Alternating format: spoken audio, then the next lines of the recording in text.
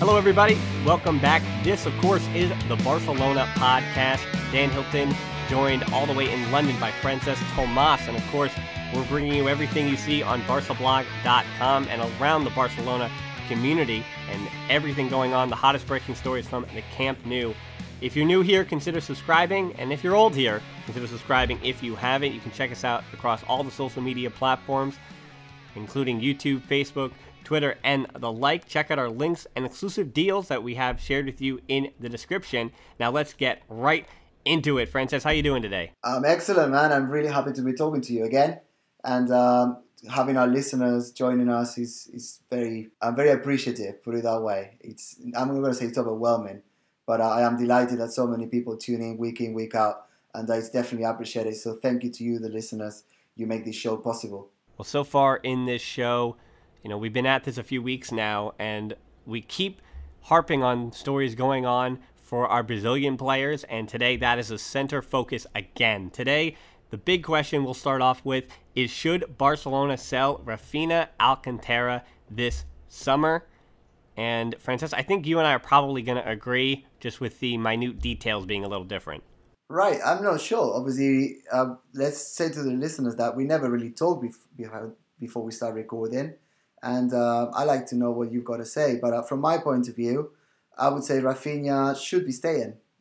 He's a player that has got plenty of potential. At 24 years old, he's already attracted various European clubs such as Arsenal, Liverpool, Juventus, and Roma. They're sort of following on his footsteps and seeing, what the future brings for him.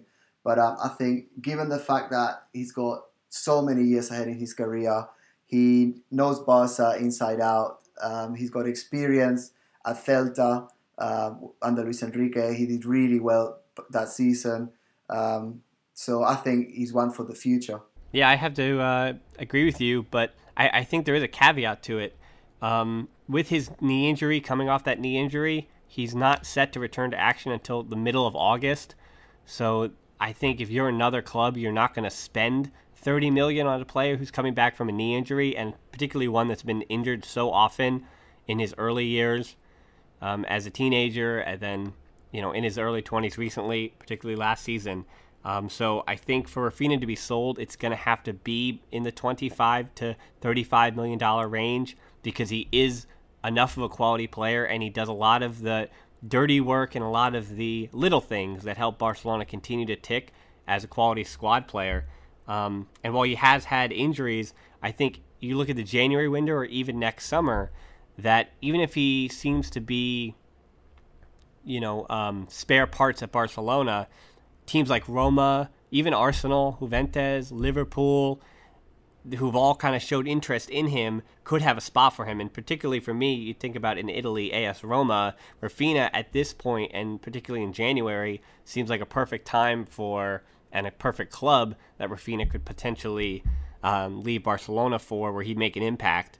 They have their own injury problems with Kevin Strootman, and you look at the age of Daniele De Rossi, the Italian midfielder. He's now 33, going to be 34. So I think Rafinha would fit into that AS Roma midfield as a starter almost right away, alongside the Belgian midfielder Raja Nangolan. And so for Rafinha to leave Barcelona, I think it's going to have to take him to show his quality, that he's worth $30 million. But I think that's a double-edged sword, though, Francesc, where if he shows that he's worth $30 million for an outside club, that's already shown Barcelona that he's worthy of staying with the club. So I think to sell him for that amount of money, it would mean that he's too important for the club to sell. Definitely. I also see a lot of parallels between Rafinha's career and that of his brother Thiago. Now, when Thiago started sort of playing regularly with Barca's first team, he had Xavi and Iniesta, arguably the best two attacking midfielders in the world, and I would say probably Barca's history.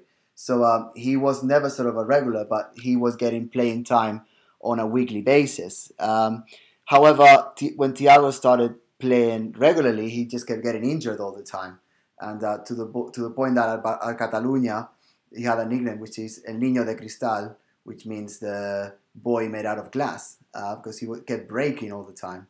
So with Rafinha, although he sort of looks more built and takes much more sort of care in his fitness, the same problem seems to be happening. He keeps injured quite regularly, and that is something that is certainly impeding his development.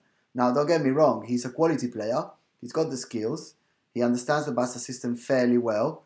Has been learning from Iniesta, particularly since he returned to Barca. Obviously, he learns from his brother Thiago and his dad Mazinho, who most listeners would know that was an international for Brazil as well in the 1990s. He is a player who can offer a lot, but he needs consistency and he needs to stay away from injuries in order to show his true worth, which is something that Thiago has struggled with throughout his career as well. So I don't know what they're eating in that family, but whatever it is, they probably should change it to Choco Pops. My question then for you is, the long-term plan, of course, is to figure out, and something that we're going to talk about all summer as you talk about transfer rumors, and then next season we'll see how Andres Iniesta does. But the big question this summer is, do Barcelona already have the long-term option to Iniesta, or do they have to bring someone in to replace the midfielder in the center between Iniesta and Rakitic, the one that's a little farther forward? Now, for me, Rafinha isn't necessarily, with his skill set, going to be the long-term Iniesta answer, but he could potentially be that long-term answer for the Rakitic role or the other midfielder that's not the Iniesta role. Definitely. And Denis Suarez, I think, should be in the conversation as well. Now, we don't necessarily love looking to the Madrid capital for anything, but if the recent Champions League success is anything to go by, Real Madrid effectively have an A team and a B team. And they're both, if they were both playing in the Spanish league, they would probably be in the top three, both of Madrid A and B teams. Now, that is something that Barca has not had this season. Barcelona have had the 11 starters and then probably 3 to 4 role players that could come in. But then the drop after, say, the 15th and 16th player in the squad in terms of quality has been abysmal. And I would say that is the reason why Barca haven't been able to pull it off against, so-called minor teams such as Deportivo or Malaga or even Alaves in the league, which ultimately cost us the title. So I would say Rafinha and Suarez in the coming season, with Andre Gomez, which at some point as well, they should be challenging to become that second midfielder that basically is challenging Rakitic for his position that he's currently holding. And but out of the 4 that I just mentioned, one of them should definitely, in theory, be able to take it sort of long term, and with Rafinha and Denis Suarez being the better position. But as you said, and as we mentioned in our previous episode as well, I would have thought that that star midfielder that we're looking for is none of the 4 in the long term. So we probably have to go elsewhere to sign, say, Verratti or even Coutinho from Liverpool. Because I just don't think either of those 4 players do have it at this moment in time. I will be very happily proven wrong. I will be very happily, come back to this podcast in 5 years' time and say, yeah, Francesc, you were wrong. I would be delighted with that.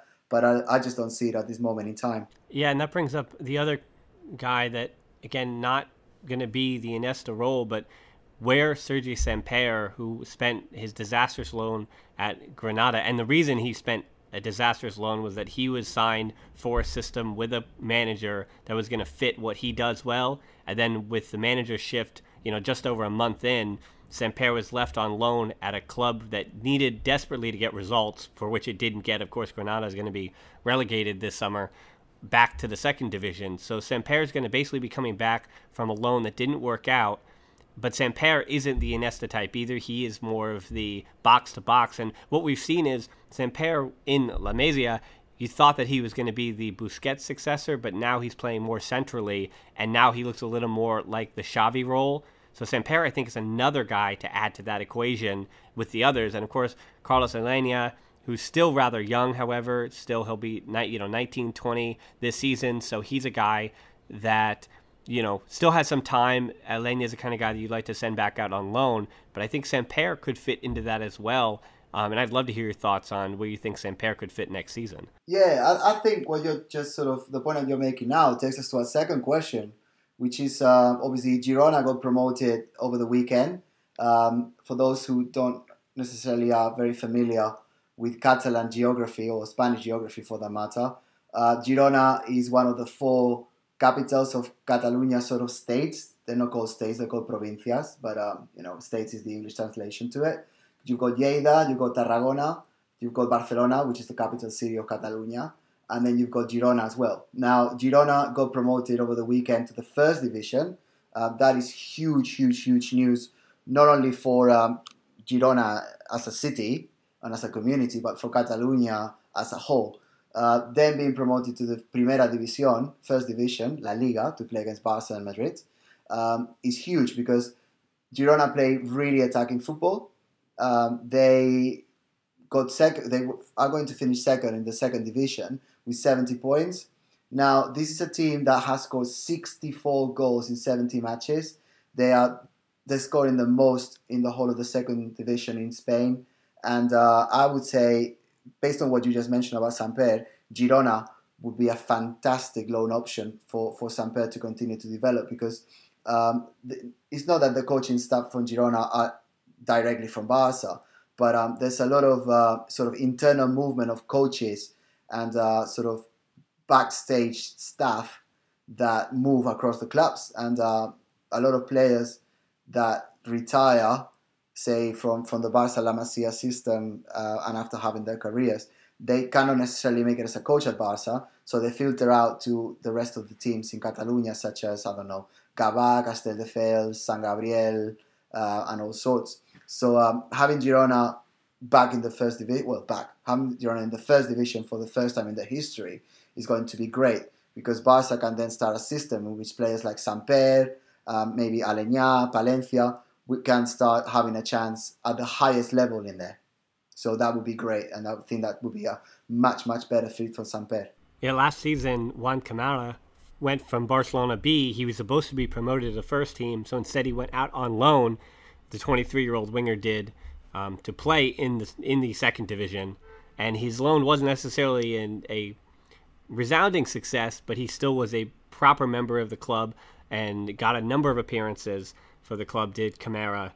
And I think, if anything, that raised his transfer cost for other teams now, and not a large margin. He probably went from somewhere in the 1 million range, and now he might be worth, more like 2 million or 3 million. But still, it's, you double or triple your profit you would have got on that player anyway, in Camara. But the way you mentioned the managerial, not to say pipeline, but the connection between the two clubs in Girona and Barcelona.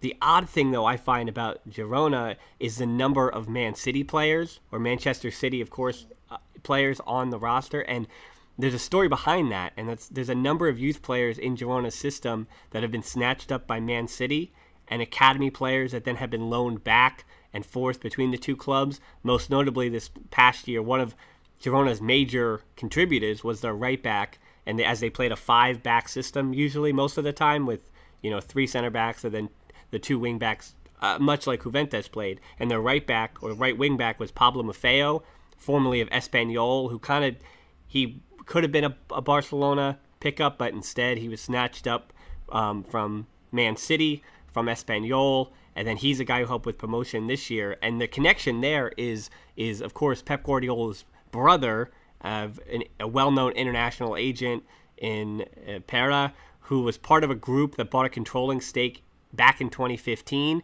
And so my thinking is that as long as Pep is in Manchester, I would expect that there's going to be a continued working relationship between Manchester City and Girona. Of course, Girona, it's not a parent, feeder club. It's not necessarily that Manchester City has any it's not like the other clubs in the City group, that you talk about in Australia. I believe it's Melbourne, and then in the US, the New York City FC. They're all owned by the same City group, so you do see a lot of movement there. But Girona does have some relationship with Manchester City, and for me, I wouldn't want Manchester City to get in the way of Barcelona's relationship with Girona. No, and also what you said, definitely spot on. But we can't forget either that Quique Begiristain is the sporting director at Manchester City now.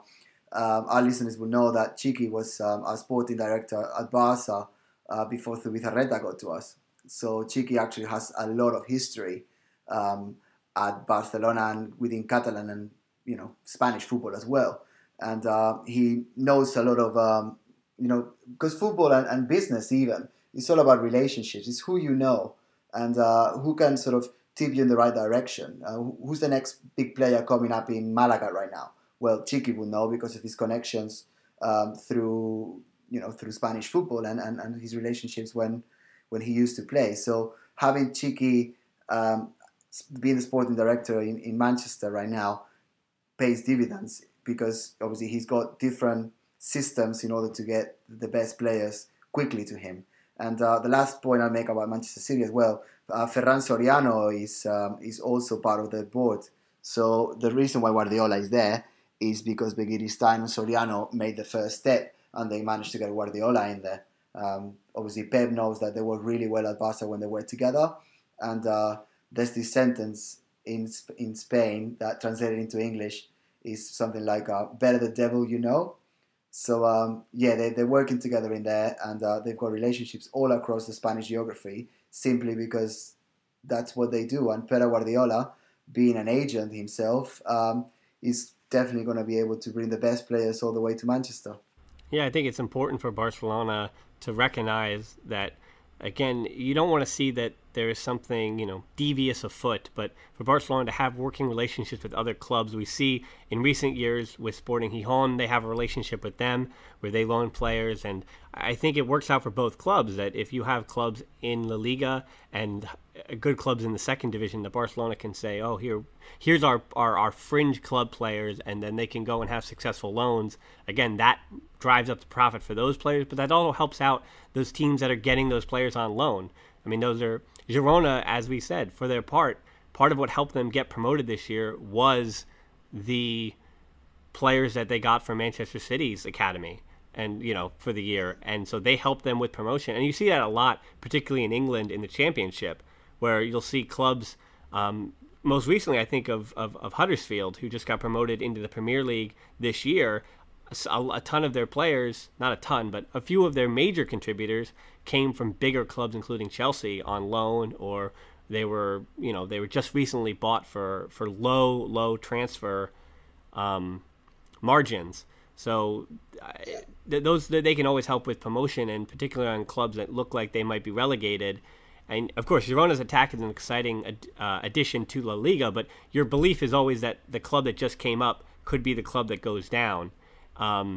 Just because, again, they were good enough for the second team, but why isn't any club that was not relegated last year, why would they have got weak enough to lose to a second division squad who are paying much lower wages, of course, for their players? Which brings me right into our second part of this question, which has to do with Barcelona B, who are still in that fight for promotion. So we've been at it a few weeks, and Barcelona B is still, now they're just 3 matches away, having beat Cartagena 2-1 on the road in the first leg of their playoffs. So if they're able to get by in the second leg at home, Barcelona B, then they'll play one more promotional playoff, and if they win that one, they'll find a way in the second division. And so if they're able to get into the second division, what could that mean for the youth academy? And I mean, the answer is easy. It's nothing bad, but I'd love to hear what you think about how much of an impact getting to the second division would be. Oh, it would be huge. It would be incredible to have Barca back in the second division, Barca B back in the second division, because it would be an automatic loan, if you want to call it that. Now, obviously, Girona being in the Primera División would be great. I think that the relationship with Manchester City is obvious and is clear for everyone to see. But Barca need to elbow their way in order to get the best prospects into Girona, hopefully as starting players. Now, if that wasn't possible, then obviously having Barca be in Segunda División would make perfect sense. I actually watched the game against Cartagena over the weekend because obviously Barca are not really playing anymore with the first team. And I have to say that Gerard's team, Gerard is the coach, former Barca and Valencia player. I thought that they were quite resilient. It wasn't an easy game. Playing in Segunda División B, particularly in the playoffs, can be very daunting, and definitely away from home. And I thought the players, although they were sort of really young and they're still developing, I thought that they showed a lot of composure.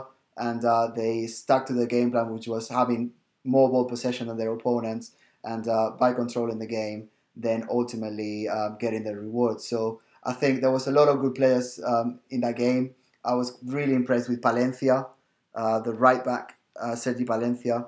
He's a really, really talented defender. And, in our previous episode, we talked about the possibility of Bellerin joining Barca and Aleix Vidal, hopefully challenging for a starting position next year. But Sergi Palencia, I don't think is too far away from being able to become a first-team player in his own right. So having Barca be back in the second division would give it would be the final step before making it into the first team. So definitely one to watch. Yeah, in previous shows, we'd even talked about, again, a lot of youth academy players thinking on whether or not it would be more privy for them to try to get first team minutes at clubs in first or second divisions when they're still teenagers, as opposed to waiting it out in lower divisions, in the third division.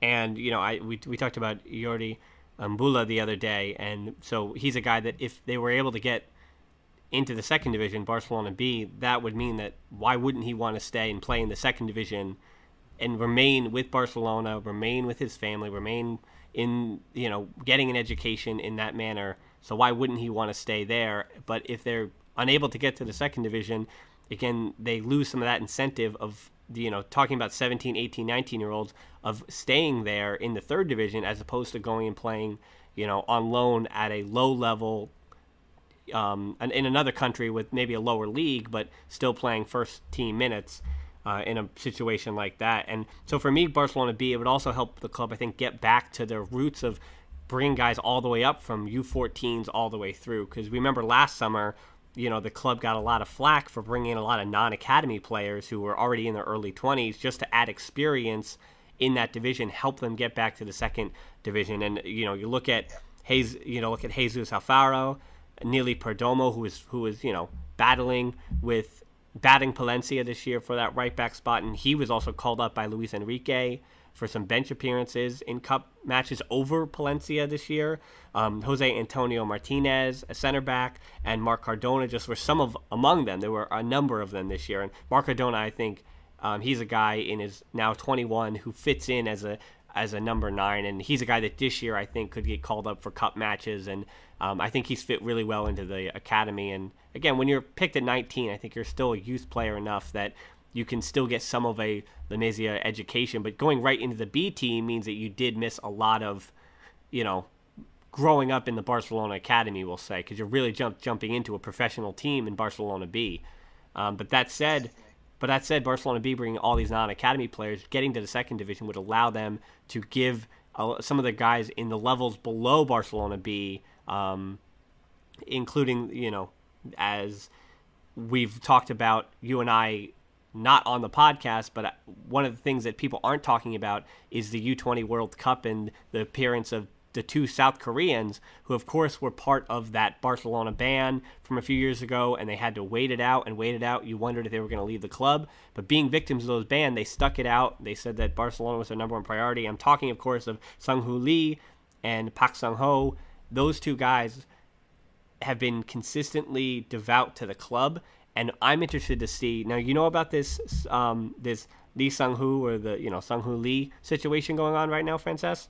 Yeah, they're players who they, as you said, they could have left very easily during the FIFA ban that we had. Remember that a couple of seasons ago, during 2 transfer windows, Barca were not able to sign, and a lot of players in their academy, Lee and Park included, were unable to play. So what that meant is that they had to continue to train with the teammates, but at the end of the week when the match came, they weren't available because they were banned.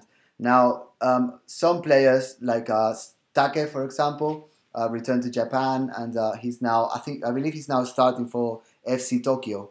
I think he just made his debut a couple of weeks back, actually. But the players that decided to stay and basically suck it up now are beginning to get rewarded.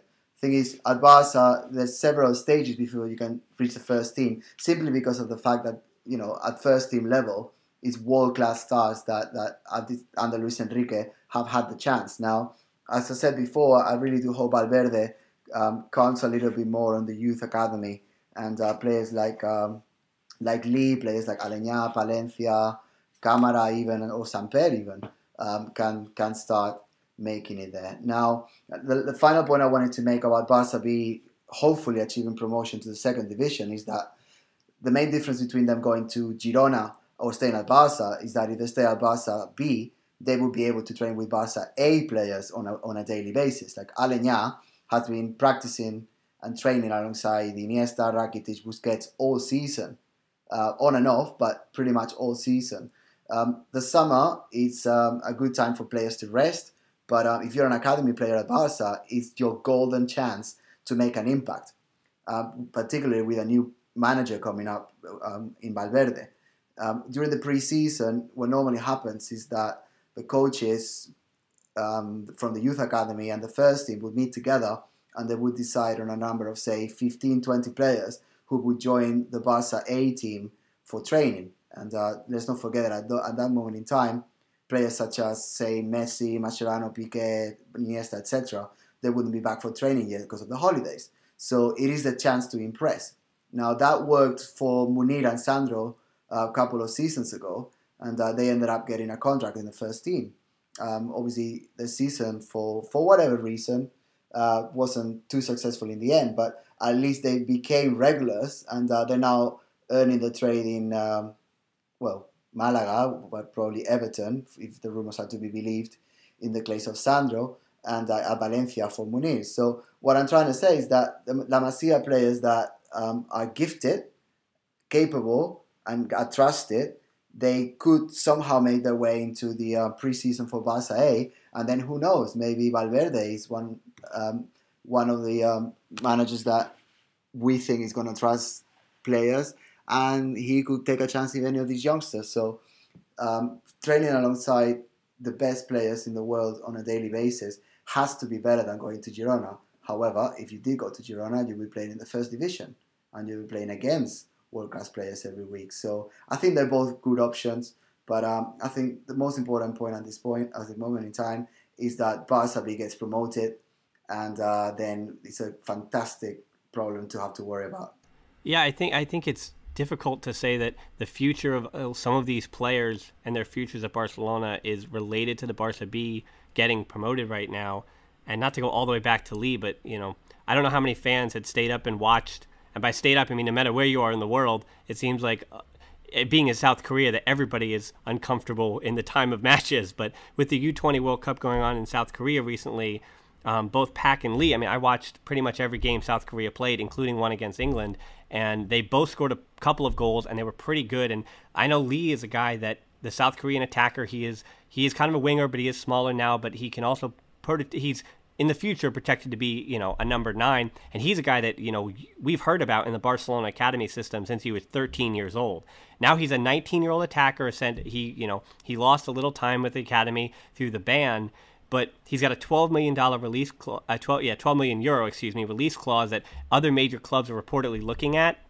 And so for me, if they're promoted, that means that why wouldn't a player like that stay? Of course, if a player leaves in their youth, then you say, well, they didn't really want to be a Barcelona player. But again, to me, the most important part of Barcelona B getting promoted or or not getting promoted, basically comes down to the state of La Masia being able to keep their players. Because it is, yes, it's great if the Barcelona B team is playing in the second division, but if it's all players who didn't come from the academy and they're just playing to succeed there, and you're not able to promote the guys like Lee and Pak, and they wind up leaving to other clubs for, a chance at first team minutes a little quicker, again, it does say something about the player, but more importantly, it says about Barcelona, what is it going to take for Barcelona's board to be able to keep these teenagers and to slowly funnel them through, and just to give players the opportunity. Yes, training with the first team is amazing, but getting professional minutes, and Barcelona B getting into the second division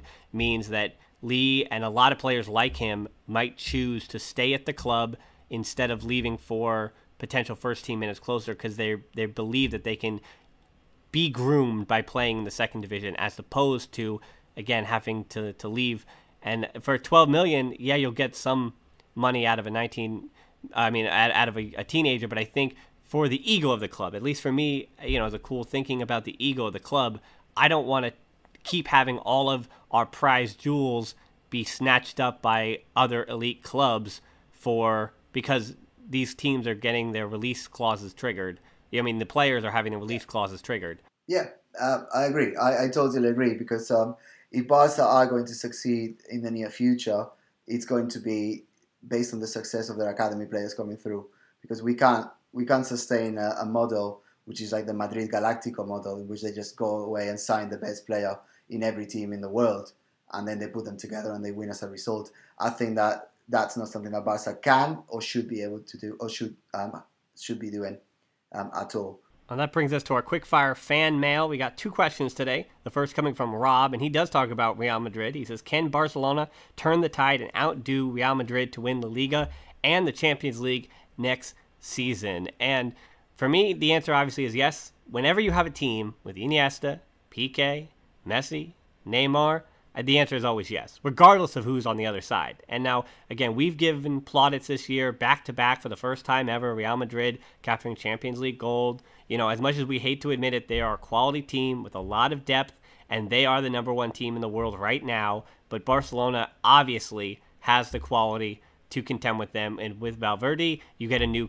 manager. And so often when you get a new manager, you do get an injection of life and energy. And if the players want to play for him, I think Barcelona could have the potential to go wild wire in La Liga. And of course, Champions League always comes down to these little moments. And with a knockout tournament like the Champions League, just the smallest margin of error is important. And again, you have the quality players to get over that hump. And I think Barcelona, unbiasedly, could be able to get the double there. And of course, they've had the success to have Barcelona in the Copa del Rey. I like the unbiased part. that's quite good. No, yeah, I know. It's a Barcelona podcast, and it's hard to sound unbiased. Yeah. It's not biased at all. No, I agree with you. I think that, well, first I'd say that I don't necessarily like looking at Madrid all the time. Obviously, they seem to have won a trophy over the weekend. I can't sort of remember what that was. But I don't necessarily like comparing us to them all the time. So can Barca turn the tide and I'll do Real Madrid? I don't care, to be honest. It's whether Barca can win La Liga and the Champions League. I don't necessarily bother about Real Madrid doing well or badly. So that being said, I think Barca have more than enough star players to win the Champions League. Obviously, they have to be more consistent defensively, particularly when they're away. I'm still embarrassed at the defeat on PSG and the defeat at Juventus, particularly the away, the 6-1 and the 3-0. But the starting 11 with a couple of additions in the second half should be able to get to the Champions League final and win it. In terms of La Liga, I think that if you're going to challenge for the Champions League, then you need the 11 players to not always be playing. So Messi, Neymar, and Suarez, they certainly have to accept, and hopefully Valverde can convince them of, not always wanting to play every minute of every game. I think Alcácer needs to step it up, but I also think that it comes to the other players to basically raise their level so that everyone is rested enough when the Champions League does come. So, as we said before in the podcast, if we can sign 2 starters, a right back and a creative midfielder that can slot into our starting 11, that will make our bench much more powerful, promote people from the La Masia Academy, get Denis Suarez, Rafinha, Andre Gomez to step out their level, and yes, we can definitely win the Champions League and we can definitely win La Liga next season. Well, that brings us to the second question, and probably the easiest question we've ever answered from the Quickfire fan mail bag, and it's asked by Pearl: are we still a serious club? Right. Are we still a serious club? It's a question that can be interpreted in many ways. Now, it's a very short question, and I thank you, Pearl, for sending this through. I don't necessarily know what you mean, but if by are we still a serious club, you mean are we a club who's challenging for all trophies and should be? The answer is yes.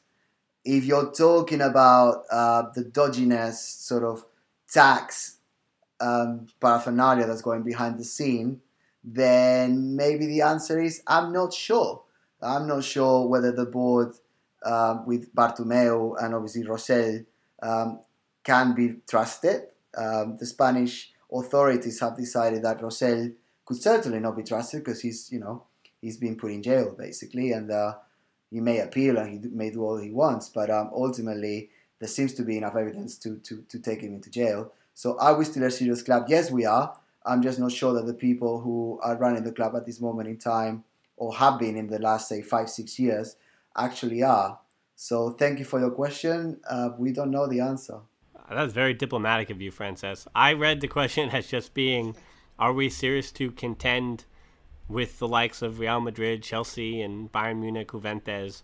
Are we a serious club in terms of just still being an elite club, is how I read it. And so, of course, again, you have Lionel Messi on your team, you have Neymar on your team. The answer is always going to be yes with players like that. But to your point, yeah, are they a serious club in terms of the money that they can spend and where money is being allocated? And, I think looking at the stadium plans, I would say the answer is still yes. I mean, no club that isn't really serious about continuing to be an elite club is going to make those plans at all. Yeah. If that's how you take it, then obviously the answer is yes. But I think the board is something that, the fan base need to be looking at very closely, because, we don't really want to be related to any dodginess and any sort of wrongdoing of any sort. Well, it's not wrongdoing to check out some of our links in the description as the Barcelona Podcast show wraps up. And Francesc, we talked about a lot today between Rafinha and Barcelona B, and so very shortly we're going to know the fate of Barcelona B and whether or not they're going to get promoted. Of course, Girona, as we talked about, have already been promoted, so with the transfer window and transfer rumors really heating up, of course, you can stay right here in future weeks, and we'll have all your Barcelona news, breaking stories, and again, we talk about some of the rumors going on, but only the serious ones, the ones that you hear by multiple sources as well. So myself, Dan, and Francesc, another one in the books. You can check us out across all the social media platforms, and of course, we've got all those exclusive deals in our description as well. And Francesc, as we always say, Forza Barça!